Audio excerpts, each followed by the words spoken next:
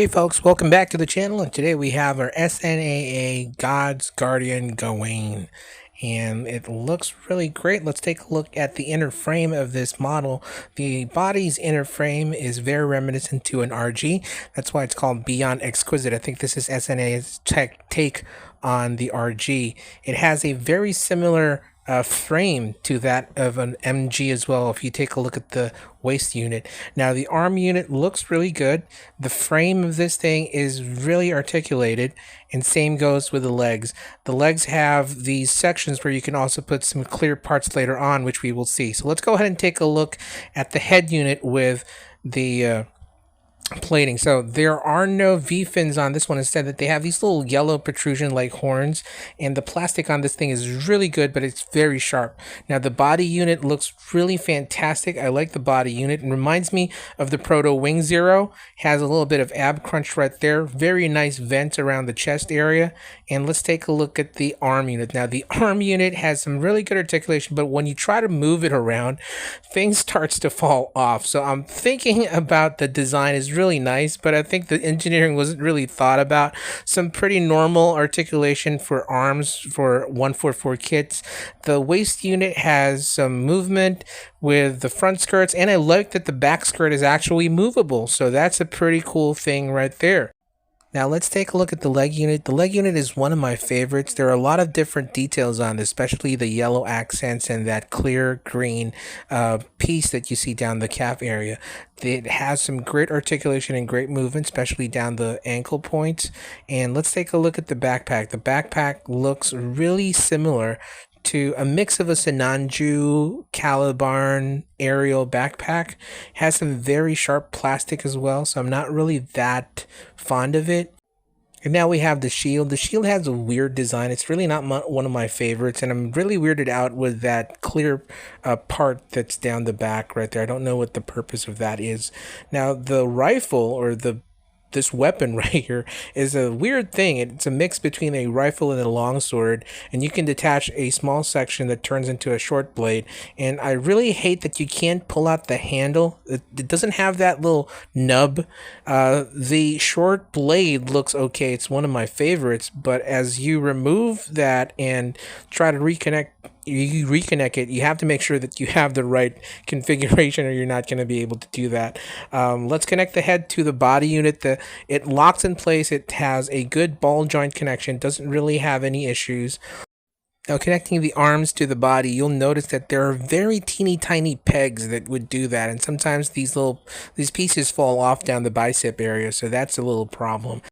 Now connecting the legs to the waist unit has no problems at all. It fits really great. All you have to do is just angle those toes, and you can take a good look at those really beautiful designs on the leg piece. Now connecting the top half to the bottom half has really no issues. It locks in place really good. A little bit of shake test right there. Nothing falls off. This is pretty solid.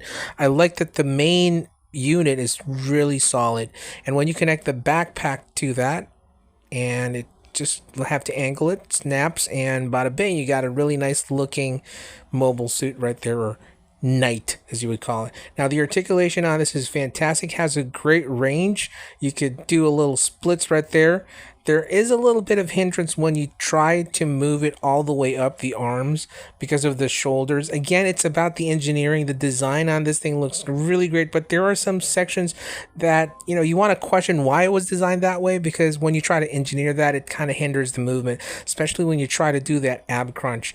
Now, the backpack is not really that much movable. It just goes up and down to the side. The head has the usual rotation, and it has a really good ab crunch, although you have to extend that piece right there so that you could get the full range of movement, and that is something scary sometimes to move because the plastic is really kind of thin.